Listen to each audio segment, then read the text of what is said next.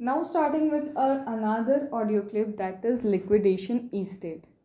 IBC का हम almost last portion पे पहुंच गए हैं, जिसमें हम कर रहे हैं हमारे लिक्विडेशन ई स्टेट के बारे में।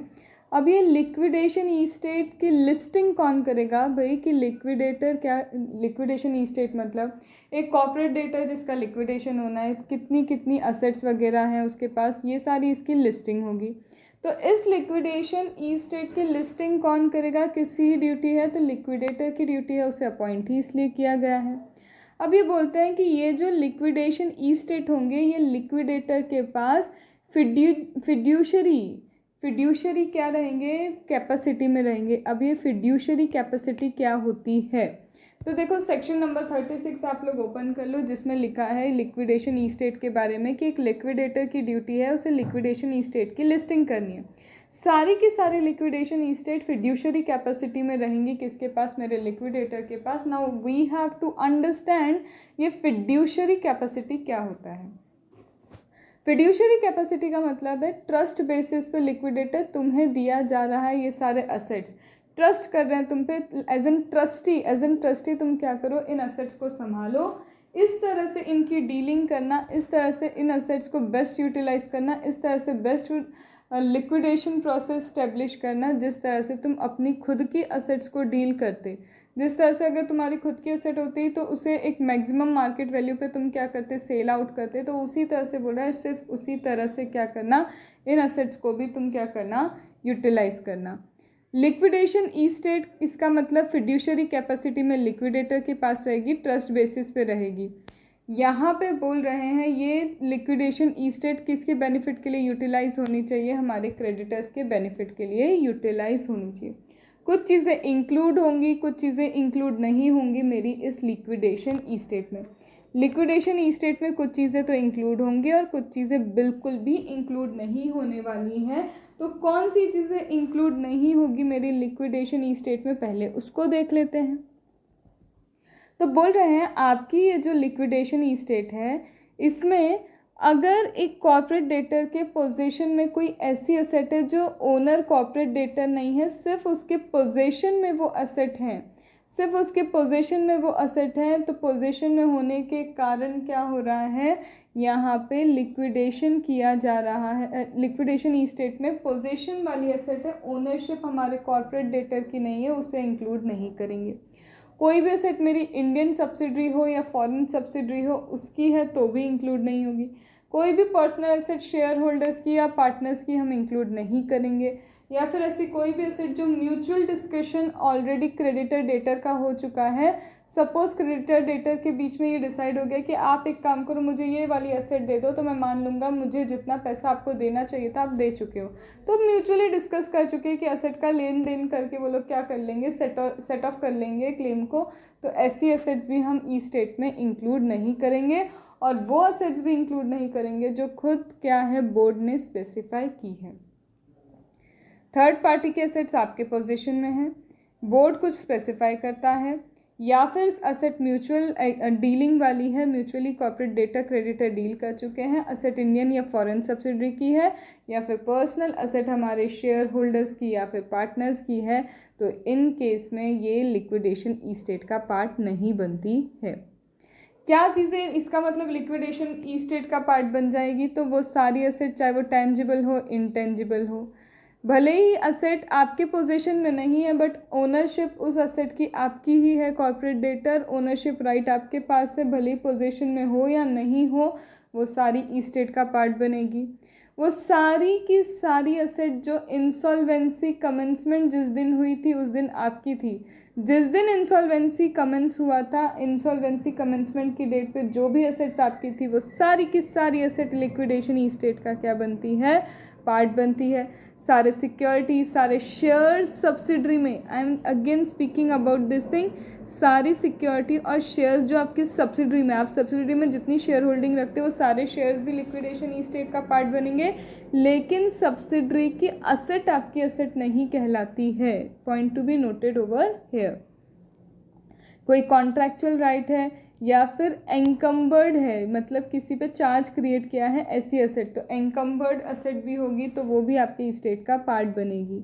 या फिर कोई एसेट आपने रिकवर की थी through the proceeding for avoidance of transaction, किसी ट्रांजैक्शन को अवॉइड करने के लिए क्या हुआ था, किसी असेट्स को रिकवर किया गया।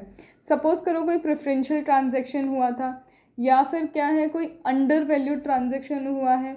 हमने ऑलरेडी इसको डिस्कस किया, preferential and under valued transaction क्या होता है, किसी को अननेसेसरी प्रेफरेंस देके कोई ट्रांजैक्शन हुआ, या फिर कोई असेट थी तो 100 करोड़ की, उसको जानबूझ के हमने 10 करोड़ में सेल वगैरह कर दिया है, तो अंडर वैल्यूड या क्या कर रहे हो, प्रेफरेंशियल ट्रांजैक्शन कर रहे हो, तो ये इफेक्ट को पहले कैंसिल किया गया।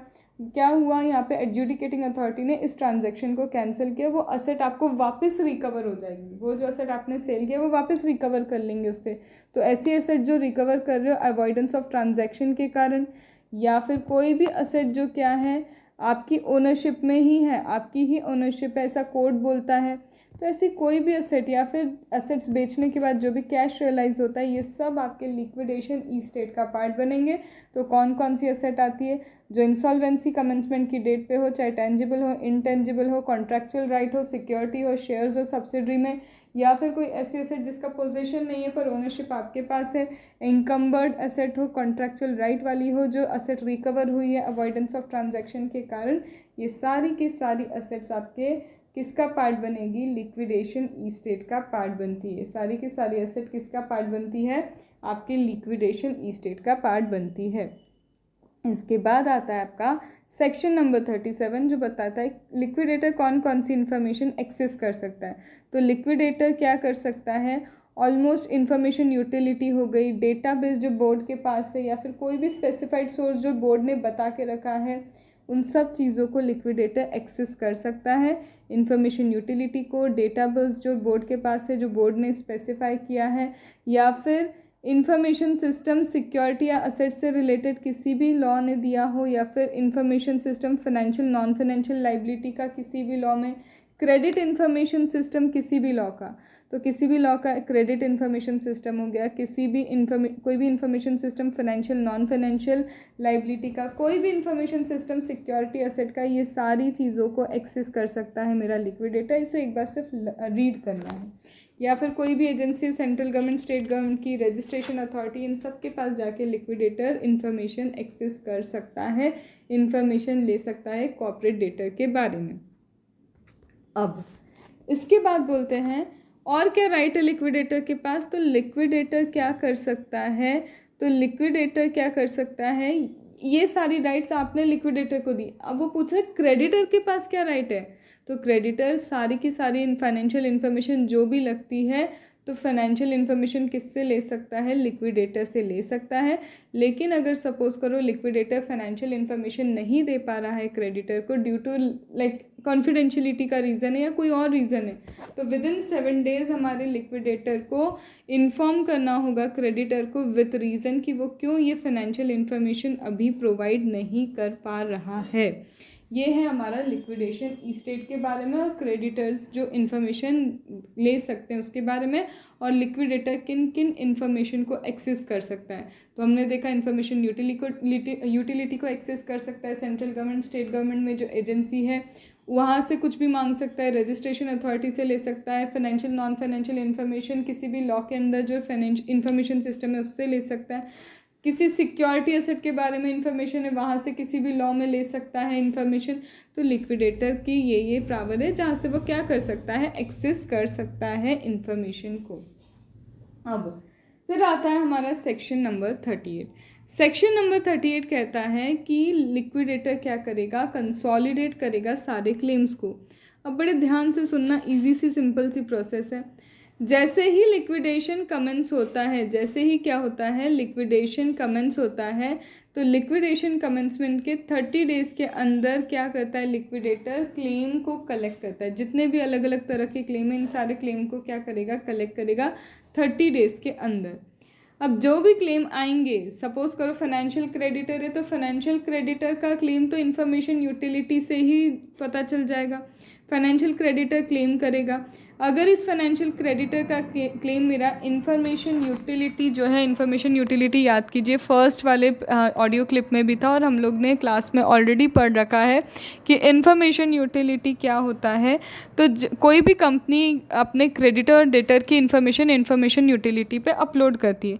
तो अगर ये फाइनेंशियल क्रेडिटर जो है इसने अपनी इन्फॉर्मेशन कहाँ अपलोड की है, क्रेडिटर डेटर की इन्फॉर्मेशन यूटिलिटी पे अपलोड की है, तो वहीं से लिक्विडेटर क्या कर लेगा, इस क्लेम को वेरीफाई कर लेगा।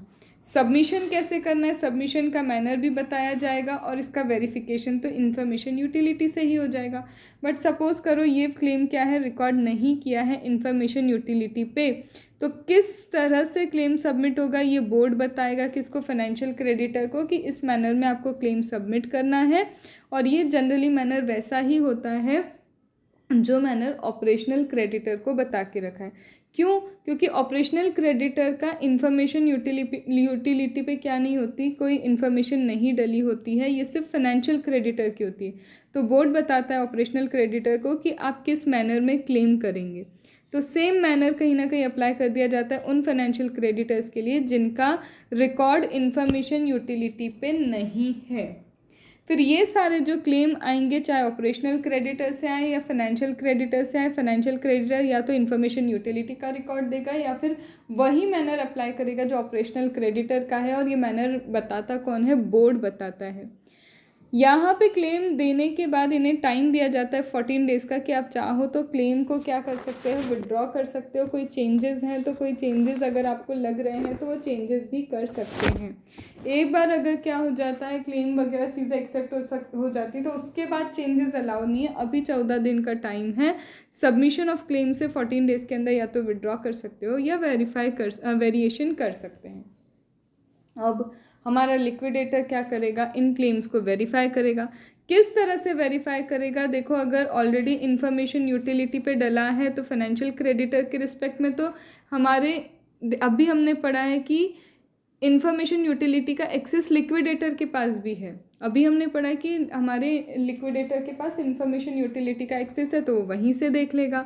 लेकिन अगर उसके पास एक्सेस अगर सपोज करो फाइनेंशियल क्रेडिटर का वहाँ पे इन्फॉर्मेशन यूटिलिटी पे इन्फॉर्मेशन नहीं है या फिर ये एक ऑपरेशनल क्रेडिटर है, तो बोर्ड मैनर बताएगा किस तरह से इनका वेरिफिकेशन होना चाहिए। लिक्विडेटर चाहे तो एडिशनल एविडेंसेस भी कॉल ऑन कर सकता है किसी भी क्रेडिटर, डेटर या पर्सन से।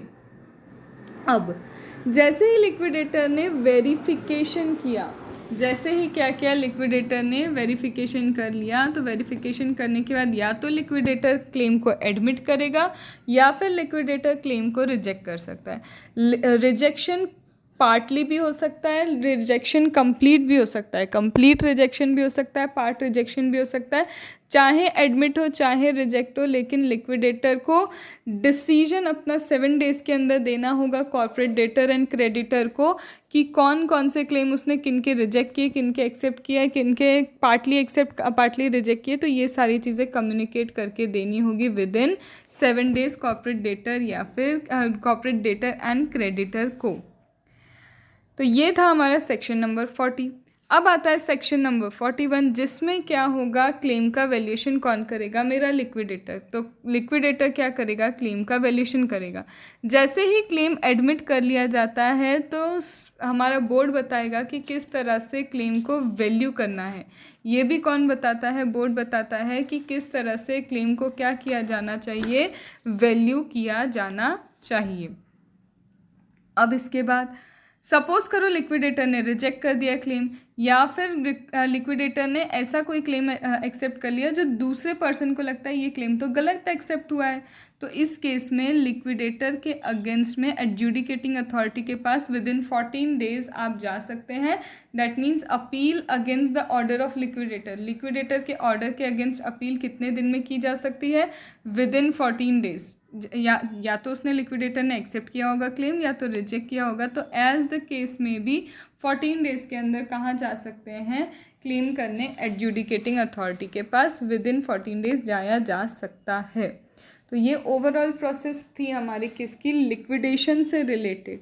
अब यहाँ पे एक पॉइंट और है जो बहुत बहुत बहुत इम्पॉर्टेंट है, जो है हमारा सेक्शन नंबर 52 को रिलेट करता है। जिसमें है हमारे सिक्योर्ड क्रेडिटर के बारे में।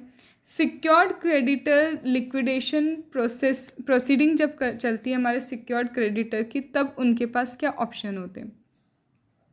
सबसे पहले I am going to section number 52। Section number 52 क्या है, हमारा सिक्योर्ड क्रेडिटर के रिस्पेक्ट में है। अब ये जो सिक्योर्ड क्रेडिटर है मेरा, सबसे पहले उसका मतलब समझना होगा कि सिक्योर्ड क्रेडिटर होता क्या है। सिक्योर्ड क्रेडिटर जिससे हमने मनी बोरो करके रखा है, आइदर लैंड, बिल्डिंग, कोई भी प्रॉपर्टी उसके पास मॉर्टगेज की है, हाइपोथेकेशन किया है या प्लेज करके रखा है, इसका मतलब ये है सिक्योर्ड क्रेडिटर। अब सिक्योर्ड क्रेडिटर के पास दो ऑप्शन होते हैं, या तो वो अपना राइट रिलिंक्विश कर सकता है उस सिक्योरिटी के रिस्पेक्ट में कि मुझे ये सिक्योरिटी नहीं बेचनी है, मैं तो जनरली जैसा सेक्शन नंबर 53 के अकॉर्डिंग होगा, मतलब प्रेफरेंस जैसा जैसा आएगा, मुझे जितना पे करोगे मुझे वही चलेगा। अब ऐसा कब वो डिसीजन ले सकता है कि हो सकता है कि प्रॉपर्टी बेचने करने में इतनी ज़्यादा मेहनत हो और कुछ अमाउंट उसको खुद को लग जाए कि इससे अच्छा तो ये है कि मुझे लिक्विडेशन प्रोसीडिंग्स में जितना मिल रहा है वो ज़्यादा बेनिफिशियल हो रहा है, ऐसा सिक्योर्ड क्रेडिटर सोच सकता है। तो या तो वो रिलिंक्विश कर सकता है अपना राइट किसको, कि मुझे इस एसेट्स को नहीं बेचना है, आप क्या करो लिक्विडेटर, तुम इन एसेट्स को क्या करोगे, सेल कर लो। तो यहाँ पे एक ऑप्शन ये हो सकता है। लेकिन अगर इसने चूज़ किया कि मैं खुद इन ये असेट्स को सेल करूँगा, सेल करने के बाद जो भी रियलाइज़ होगा उसको, उस रियलाइजेशन को मैं अपने पास रखूँगा, तो इस केस में क्या है, अगर इन्होंने डिसाइड किया है, किसने, हमारे सिक्योर्ड क्रेडिटर ने, कि वही सेल करेंगे और जो भी रियलाइज़ होगा वो उसे अप्लाई करेंगे अपने डेट्स को रिकवर करने के लिए, तो इस सिक्योर्ड क्रेडिटर को सबसे पहले ये इन्फॉर्मेशन किसको देनी पड़ेगी, लिक्विडेटर को, कि मैं ये चीज़ करने वाला हूँ। लिक्विडेटर पहले वेरीफाई करेगा क्या सच में आपके पास ये राइट है कि आप इस सिक्योरिटी को सेल वगैरह कर सकते हैं, तो he will be checking your right. Liquidator एक बार वेरिफिकेशन कर लेगा, उसके बाद परमिट कर सकता है सिक्योर्ड क्रेडिटर को कि ठीक है, मैंने आपके रिकॉर्ड्स, इन्फॉर्मेशन, यूटिलिटी और सब जगह चेक कर लिए हैं, आप या फिर जो भी बोर्ड ने मैनर बताया वेरिफिकेशन का उसके अकॉर्डिंग वेरिफिकेशन कर लिया है, तो वो अलाउ कर देगा सिक्योर्ड क्रेडिटर को कि वो सेल कर सकता है उन असेट्स को। अब असेट्स को सेल करके क्या होगा, या तो जो अमाउंट रियलाइज़ हुआ है, जो भी अमाउंट क्या है रियलाइज़ हुआ है, वो अमाउंट रियलाइज़ क्या होगा, ज़्यादा होगा as compare to date. Suppose करो हमारे सिक्योर्ड क्रेडिटर को 100 करोड़ लेने थे, लेकिन जो अमाउंट रियलाइज़ हुआ है वो 150 करोड़ हुआ है, तो इस केस में क्या सरप्लस सिक्योर क्रेडिटर लेगा, ऑब्वियसली नो, वो जो सरप्लस होगा वो लिक्विडेटर को इसे देना होगा। लेकिन अमाउंट रियलाइज़ हुआ है सपोज़ करो 50 करोड़ और हमें लेने कितने थे, 100 करोड़, तो इस केस में क्या होगा, जो बचा कुचा अमाउंट है वो क्या किया जाएगा, वो बचा कुचा अमाउंट किससे सेक्शन नंबर 53 जो अभी हम करेंगे, जिसमें प्रेफरेंशियल दे के रखा है कि किस तरह से पेमेंट होती है लिक्विडेशन प्रोसीडिंग्स की, तो उसके अकॉर्डिंग बैलेंस पेमेंट क्या होगा, हमारे सिक्योर्ड क्रेडिटर को होगा। लेकिन एक चीज़ यहाँ पे बहुत ज़रूरी है जो ध्यान रखनी पड़ेगी कि यहाँ पे जो मेरा सिक्योर्ड क्रेडिटर है उसने जो भी एसेट बेची, सपोज़ करो उसमें उसको 50 करोड़ रियलाइज़ हुए थे, राइट। ये जो उसने रियलाइज़ किया अमाउंट, वेदर 50 करोड़ या कोई भी अमाउंट है जितना उसे असेट सेल करके रियलाइज़ हुआ, सबसे पहले इस रियलाइजेशन में से क्या माइनस होगा, insolvency resolution process cost minus होगी, जो इसके प्रपोर्शन पे आती है। मैम फिर से रिपीट करना है, यहाँ पे है इंसॉल्वेंसी रिजोल्यूशन प्रोसेस कॉस्ट पहले सब्ट्रैक्ट होगी रियलाइजेशन से, जो रियलाइज़ किसने किया है, हमारे सिक्योर्ड क्रेडिटर ने। सपोज़ करो असेट बेच के सिक्योर्ड क्रेडिटर को 50 करोड़ रियलाइज़ होते हैं और जितना इनका डेट है उसके प्रोपोर्शन में मैं अगर insolvency resolution process cost calculate करूँ, तो सपोज़ करो इसके प्रोपोर्शन में पड़ती है वो 2 करोड़, तो 50 में से पहले 2 करोड़ इंसॉल्वेंसी रिजोल्यूशन प्रोसेस के लिक्विडेटर को देने होंगे, बाकी का 58 करोड़ किसको मिलेगा, सिक्योर्ड क्रेडिटर को। मैम प्रोपोर्शनेट क्यों किया, क्योंकि आप किसी एक क्रेडिटर से नहीं बोल सकते कि इंसॉल्वेंसी रिजोल्यूशन प्रोसेस पूरी की पूरी तुम्हें बियर करनी है।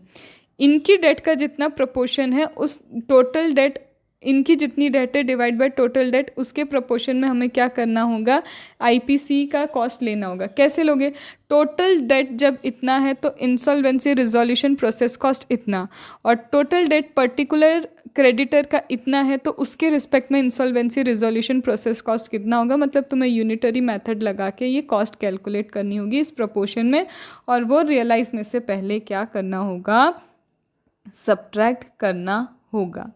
तो ये क्या है तुम्हारा जहाँ पे सिक्योर्ड क्रेडिटर अपने राइट या तो यूटिलाइज करेगा या तो यूटिलाइज नहीं करेगा, उसके रिस्पेक्ट में देख के रखा है। अगर सपोज करो सिक्योर्ड क्रेडिटर को कुछ दिक्कत आ रही है, सिक्योर्ड क्रेडिटर सेल करना चाहता है असेट, लेकिन या तो कॉर्पोरेट डेटर खुद उसे रोक टोक कर रहा है, उसे सेल करने नहीं दे रहा, कहीं साइन की ज़रूरत लग रही है वो साइन नहीं कर रहा, या फिर कोई और पर्सन रेजिस्टेंस क्रिएट कर रहा है, पोजीशन लेने नहीं दे रहा, सिक्योरिटी रिलीज नहीं करने दे रहा, तो सिक्योर्ड क्रेडिटर एप्लीकेशन करेगा एडजुडिकेटिंग अथॉरिटी को, और एडजुडिकेटिंग अथॉरिटी अप्रोप्रिएट क्या लेगी, स्टेप्स लेगी, और अप्रोप्रिएट स्टेप्स लेके क्या करेगी, एडजुडिकेटिंग अथॉरिटी हेल्प करेगी हमारे सिक्योर्ड क्रेडिटर को। तो यहाँ पे हमारा ओवरऑल लिक्विडेशन ख़त्म होता है। इसमें अब एक पार्ट आपका बचता है, that is distribution of asset, जिसका आपको कल पूरा क्या मिल जाएगा, ऑडियो मिल जाएगा, शॉर्ट ऑडियो ही रहेगा। इसके साथ आपका आईवीसी ओवरऑल कंप्लीट होता है। तो यहाँ पे ऑडियो सुनो, ऑडियो सुनने के बाद जिन्होंने क्लास कर रहे हैं वो क्लासेस के बाद इसको सुनते रहो, सुनने के बाद क्वेश्चंस रिवाइज करो। जिस तरीके से हम लोग डिस्कस करते हैं क्लास में कि कौन सी चीज़ पहले लिखी होनी चाहिए, किस फॉर्मेट में होना चाहिए, वो सारी चीज़ों को, और कैसे हमें क्रक्स निकालना होता है, वो सारी चीज़ें जो लोग क्लास कर रहे हैं उन्हें पता है। और जो लोग क्लास नहीं कर रहे वो ये ऑडियो सुन के ट्राई करो कि कैसे आप किसी क्वेश्चन का क्रक्स निकाल सकते हो, कैसे प्रेजेंटेशन चेक कर सकते हो कि कैसी प्रेजेंटेशन होनी चाहिए। I hope this audio would be beneficial for all. Okay, thank you. तो कल हम लोग एक लास्ट पार्ट करेंगे डिस्ट्रीब्यूशन का, इसके बाद हमारा आईपीसी कंप्लीट हो जाएगा। Provision are not just sufficient, question करना मैंडेटरी है, तो उसे करना, उससे और लॉजिकल क्लियरेंस आपका आएगा। Thank you.